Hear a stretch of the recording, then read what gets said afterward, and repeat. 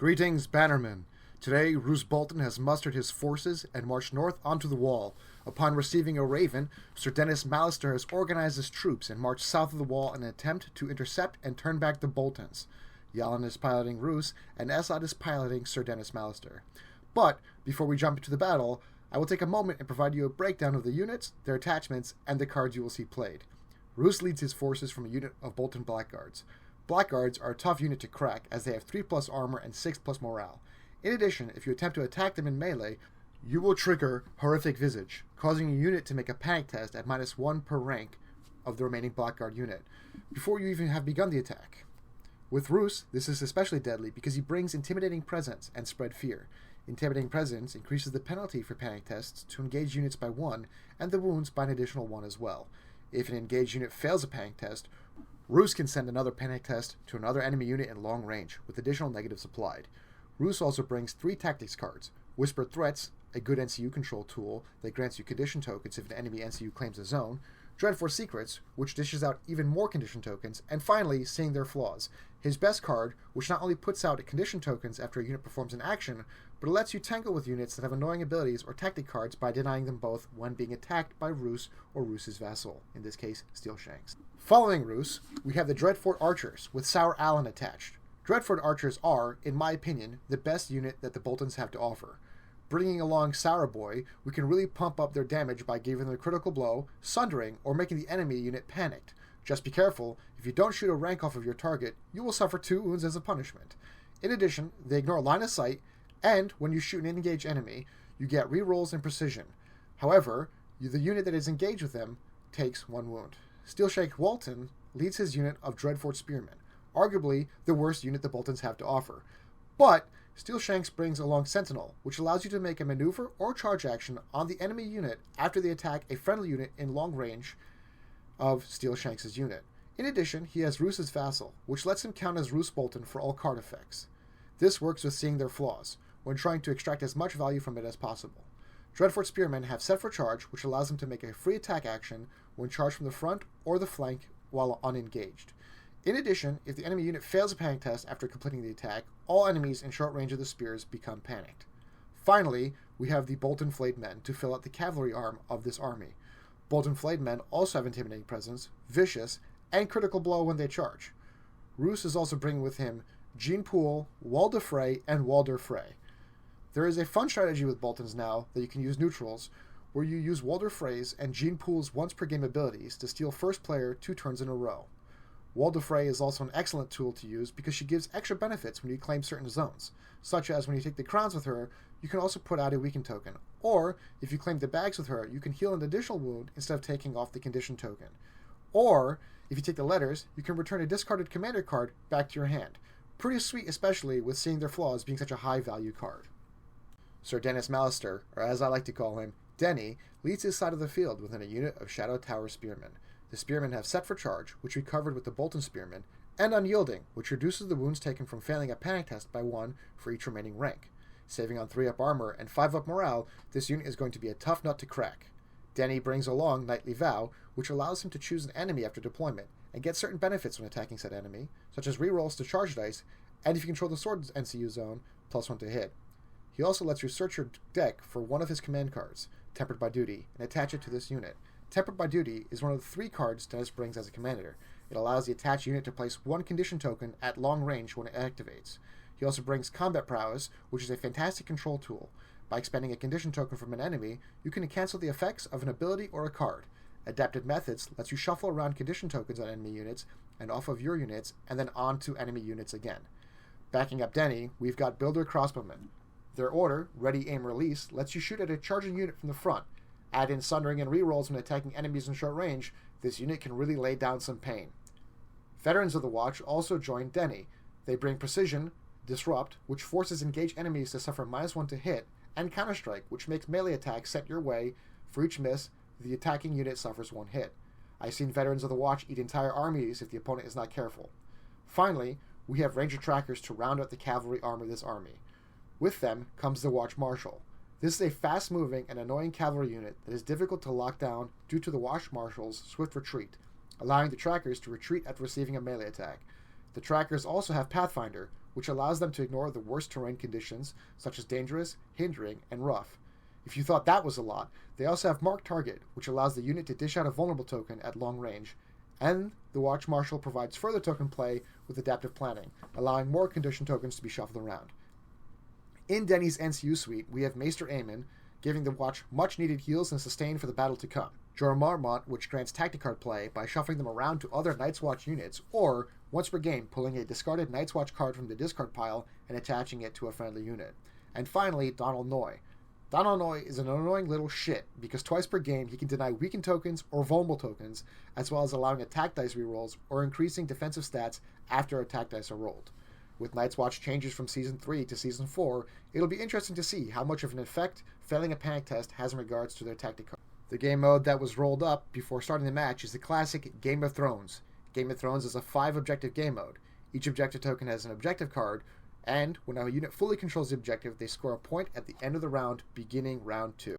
1, 2, 3. For the terrain roll-off, Jan rolls a 6 and Assad rolls a 2, allowing Jan to place terrain first. Jan places a forest on the board. Assad responds by placing a pair of stakes on the opposite side of the board. Jan places a corpse pile, and then Assad quickly responds by placing a low wall. 1, 2, 3. For the terrain roll-off, Jan rolls a 6 and Assad rolls a 2, allowing Jan to place terrain first. Both players roll off to determine who goes first or picks side. Assad wins the roll-off and chooses side. He begins by deploying a unit of Ranger trackers. Jan responds by deploying his unit of Dreadfort archers on the other side of the board. Assad places his Shadow Tower spearmen directly in the center of the board, allowing them to threaten the full breadth of the board in front of them. Jan responds to that placement by placing his unit of Blackguard. Assad then places his unit of veterans at the far side of the board, as far away from the Blackguard as possible. They truly are scared of Roose. Jan places his Dreadfort spearmen directly ahead of the Shadow Tower spearmen. It's a spear-off. Assad responds by placing his Builder crossbowmen in front of the spearmen. Jan quickly responds by dropping the flayed men. So here we are, round 1. Jan's first move is to take Jean Poole and put her on the letters. The weakened token is going to be put on the Builder crossbowmen. Putting weakened tokens on ranged units is always a great idea because they have a nasty habit of taking an entire rank off of somebody when they attack. Assad takes Donald Noy and puts him on some horses and moves up his veterans. They're kind of far out there, so I'm not really worried too much about them at this time.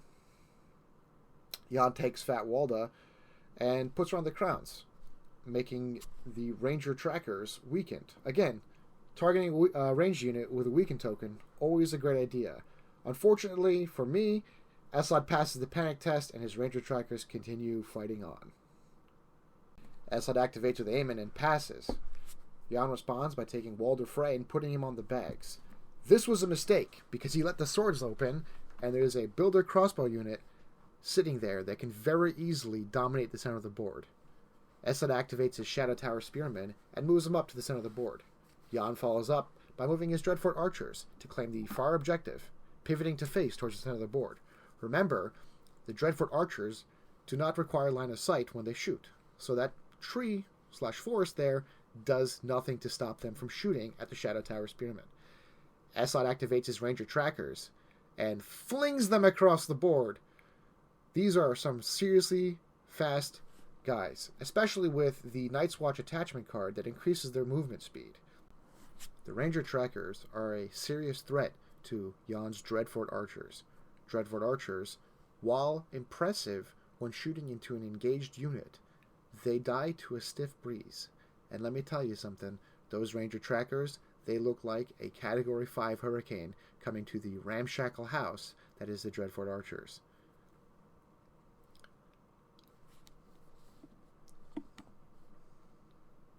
This is not looking like a winnable position at the moment. Jan responds by moving Roose in his Blackguard up This was a purely defensive play. In the instance the Ranger trackers charge the Dreadfort archers or get close, Roose can come in and start cracking some skulls. Assad activates his veterans and moves them onto the point. They don't do very much out there, being a 7-point unit, when everybody is in the center of the board or closer to the camera. Jan responds by activating the Dreadfort Spearmen. Remember, they're not a great unit, and they are in range to get shot by the Builder Crossbowmen after Assad activates them and moves them up, which is what he's doing now. Assad activates the Builder Crossbowmen and moves them up. Specifically, he marches them up the full 10 inches.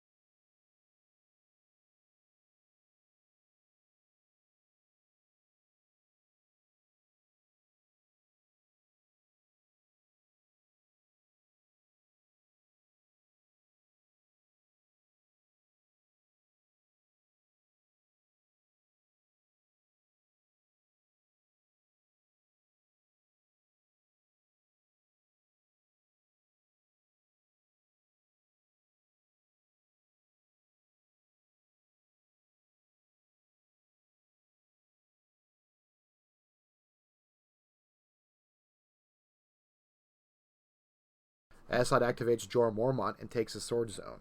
Jan plays Whispered Threats. If Jor takes a sword zone, Jan gets to put out 1 vulnerable token and 1 panic token. Of course, the order of the sword zones is too great, and Assad takes it. Jan puts out the panic token on the spearmen and the vulnerable token on the trackers. Jor also moves, and now his watch is ended, onto the trackers, and, tempered by duty, onto the crossbowmen.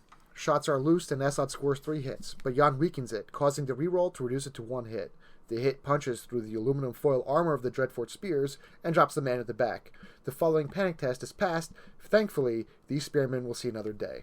Round 2, Assad is first player. Jor Mormont is activated and he takes the swords. Again.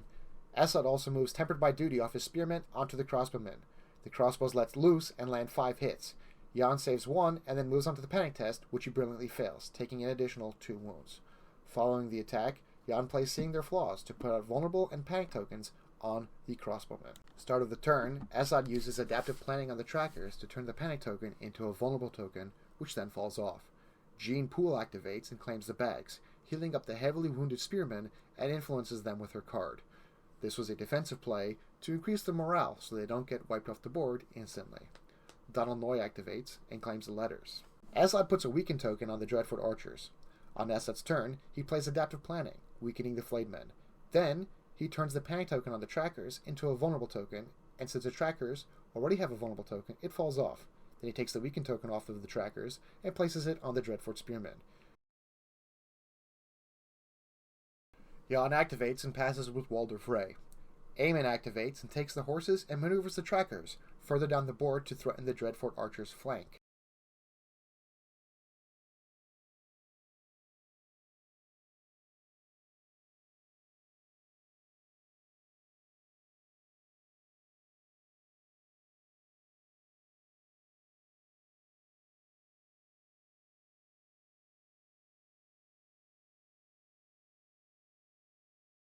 Jan decides to shoot the trackers in the front, giving the archers critical blow with Sarah Allen.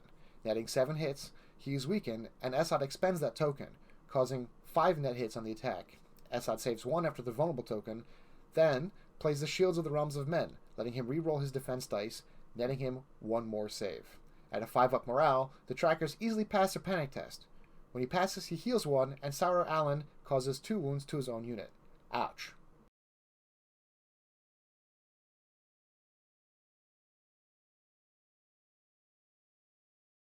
Start of a friendly turn, Assad marks target on the Dreadfort archer.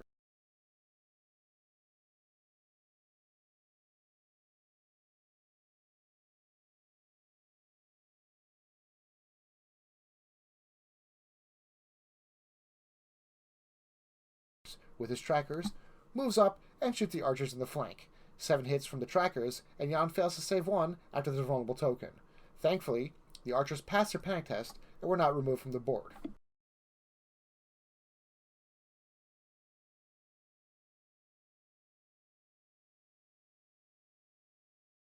Fat Walda takes the crowns and zaps the crossbowmen, also weakening them in the process. Unfortunately, the crossbowmen pass the panic test. The vets are activated, and they maneuver forward while still maintaining their point.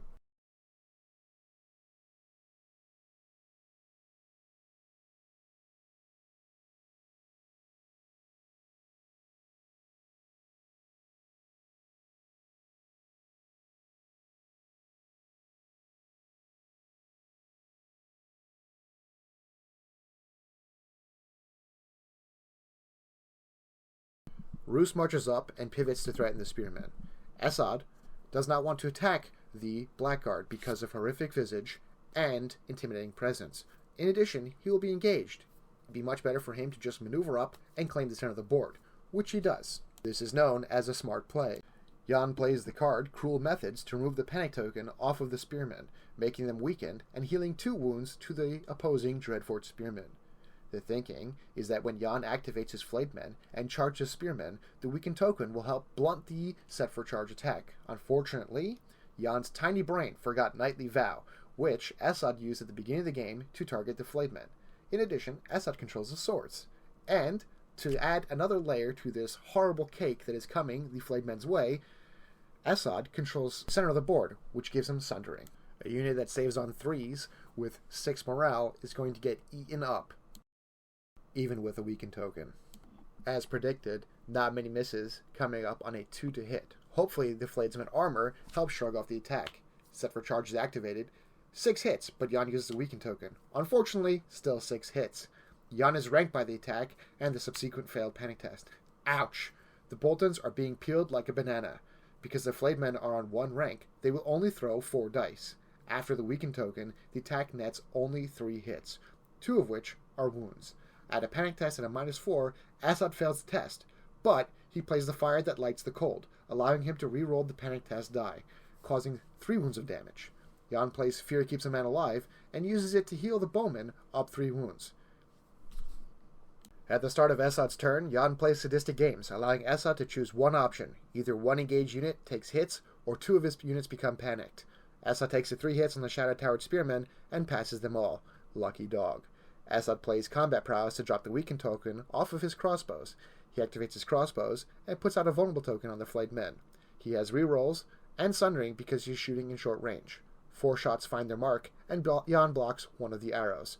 Assad fails the panic test, but because of unyielding, he only takes 1 wound. Jan rolls well and passes the panic test. After the attack, Jan uses Sentinel to move up and threaten the crossbows with his Dreadfort Spearmen. Jan activates Jean Poole and takes the swords, influencing the flayed men with her and firing off a salvo in Sour Allen's unit at the Night Watch Spearmen.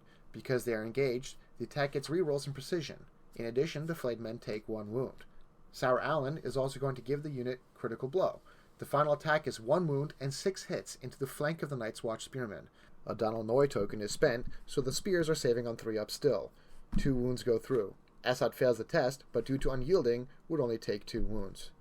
Assad plays Watcher on the Wall, letting him shift the crossbow 2 inches.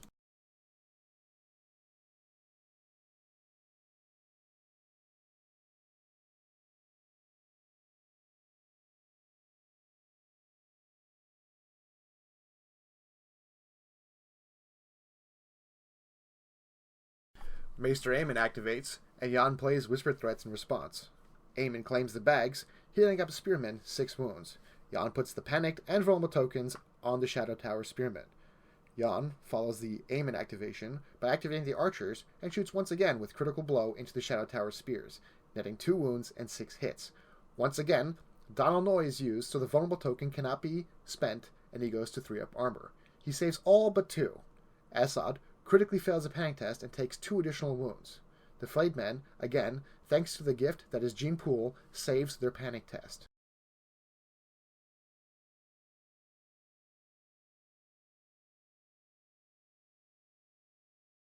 Shadow Tower Spears activate and attach the Sword in the Darkness on the Shadow Tower Spears, which lets him count as an additional rank when making an attack action. He follows this up with the Light that brings the dawn for rerolls on the attack.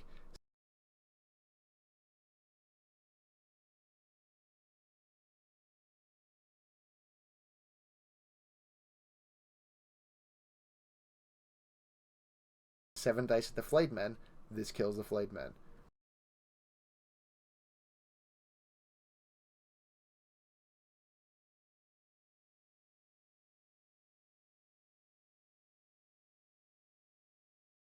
Netting Esad 1 additional victory point.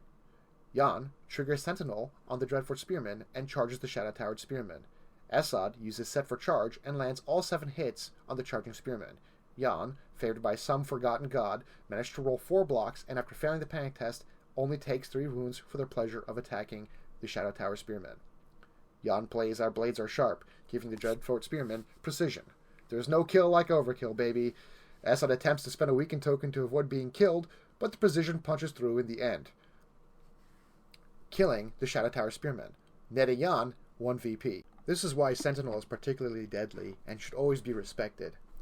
Following the attack and the subsequent deletion of the Shadow-Tower Spearman, Jan surges forward with his Dreadfort Spearmen to get out of the line of sight of the Builder Crossbowmen and claim the point and threaten them from the flank. Remember, they still have not activated.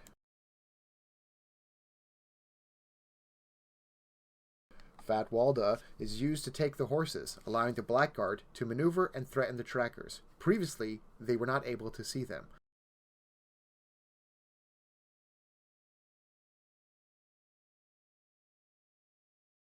Esad activates the Builder Crossbowmen and weakens the Dreadfort Spearmen. Then, he boldly runs those crossmen away.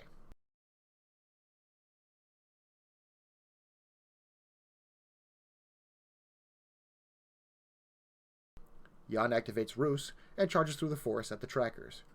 The forest grants +1 to armor saves, but that is negated because the trackers are being charged in the flank. Jan lands 4 hits with his Blackguard, of which Esad blocks 1 and passes the panic test. Are you sensing a theme here? The trackers use Swift Retreat and run from Roose. Another theme.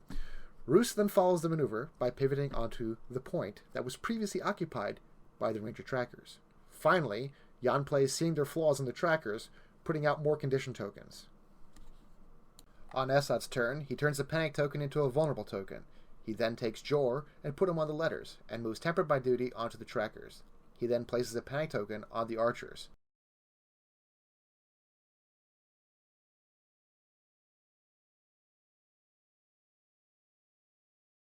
Jan takes Walder and replaces the Crown Zone to become first player next turn and heal 3 wounds to the Dreadfort archers. Esad moves his stranded veterans back onto the objective.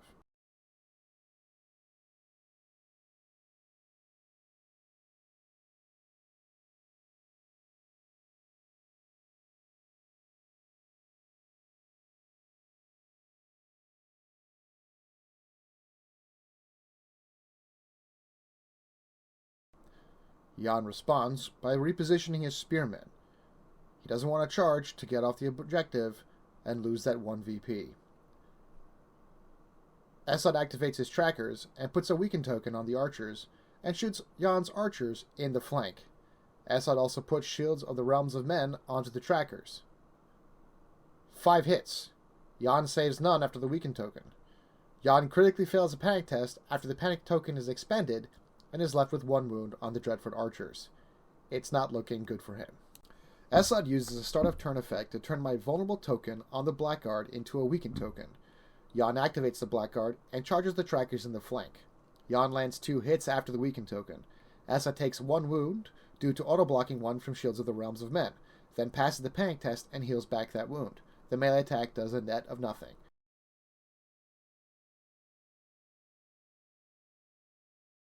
Esad activates Swift Retreat. Thankfully, he was pinned by the Blackguard and is no longer able to retreat from the Blackguard. The reason Esad can no longer retreat from the Blackguard is because he needs to remain at least 1 inch away from any other unengaged unit. He is boxed in. Esad uses Mark Target to make the Blackguard vulnerable, and turns the weakened token into a panic token on the archers.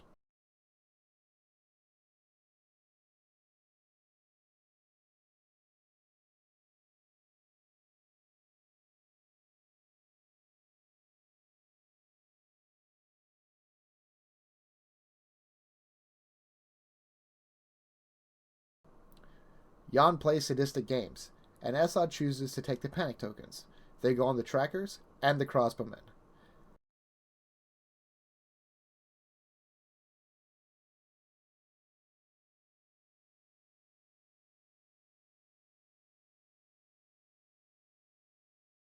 Esad uses Jor to take the crowns and zap the archers. After the panic token, miraculously, Jan passes the panic test. You can never trust the crown zone to work when you need it.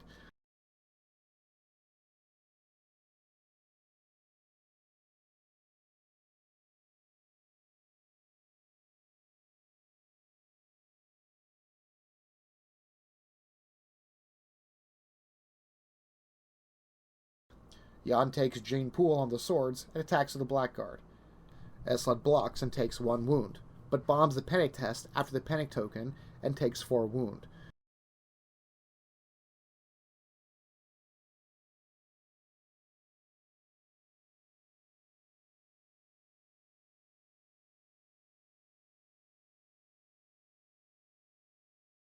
Jan then heals 4 wounds to the Dreadfort archers using his card.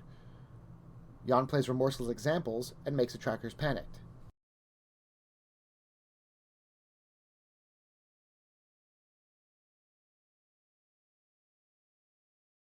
Esad uses Aemon on the bags to heal the trackers up 5 wounds and removes the panic token.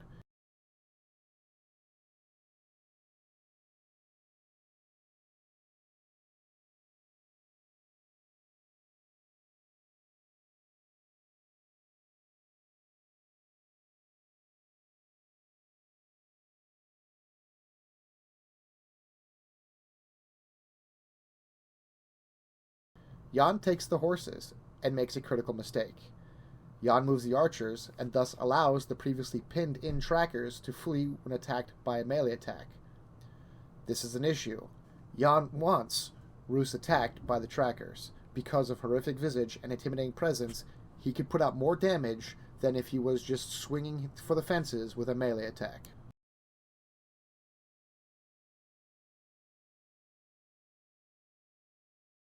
Start of turn, Esad uses adaptive planning and puts out a vulnerable token on the Dreadfort Spearmen. He turns the panic token on the archers into a weakened token, and then puts a vulnerable token on the blackguard.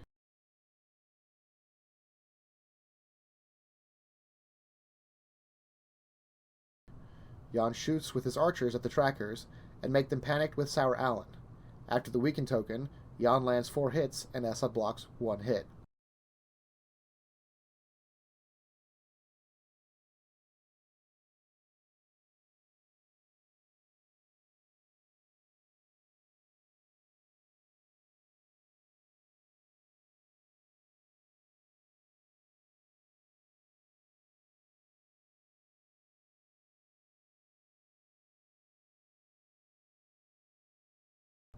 Esad would fail the panic test, but uses his fancy Fire Against the Cold card to re-roll the test into a pass. Since Sour Boy didn't take a rank off the horses, he loses 2 wounds. Esad activates the crossbowmen and shoots at the Dreadfort Spearmen.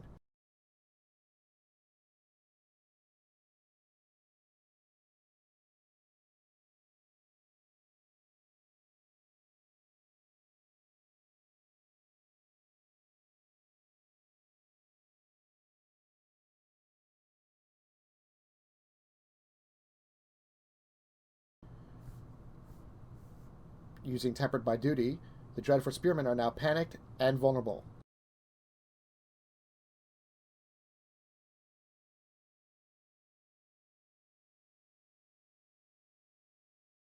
Jan eats all 5 hits to the throat and then bombs the panic test, killing the unit and netting Esad 1 VP. Things aren't looking great for Jan here. 1 stupid mistake and losing the central unit. It's looking like a dire situation for Roose. Let's see if he can come out of it. Esad activates his trackers and is now free to run, which he does. He also puts the other Tempered by Duty on them and panics the archers again.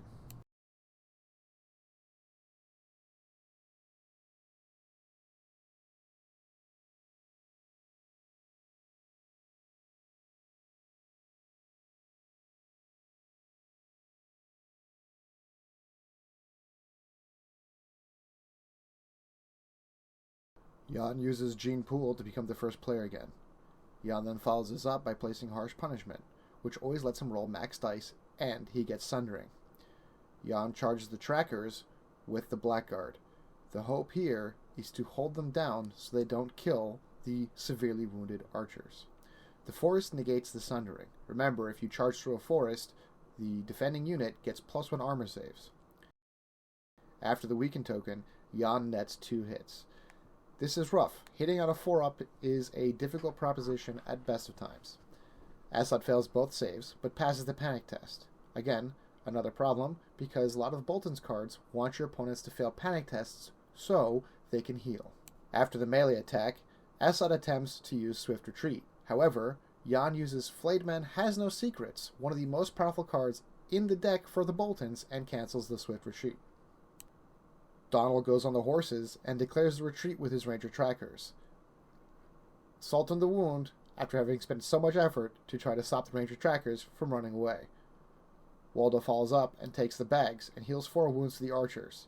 Jan is hoping for the best and grasping at straws. Start of the turn, Mark Target dishes out a vulnerable token onto the archers.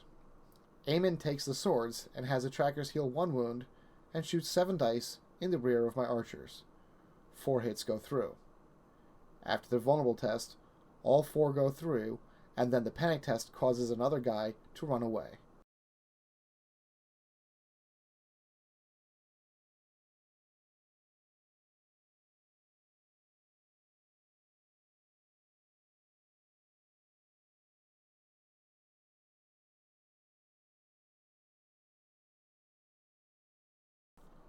Walder Frey takes the letters and puts a panic token on the trackers.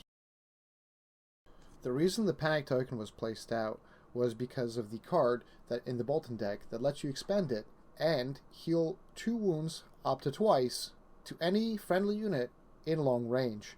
Jan was hoping to heal his Dreadfort archers just a little bit so that they could potentially survive the next volley.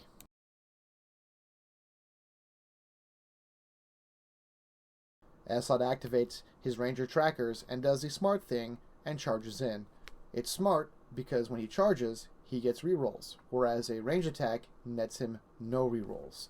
With that attack, Assad manages to finish off the Dreadfort archers, and the two decide to end the game here, as Jan has no hope of winning the game. Assad takes the well-deserved win. Hey guys, thanks very much for watching our second ever battle report. My apologies for the choppy and weak edits. I'm still learning. More to come. We look forward to your comments. Don't forget to like and subscribe.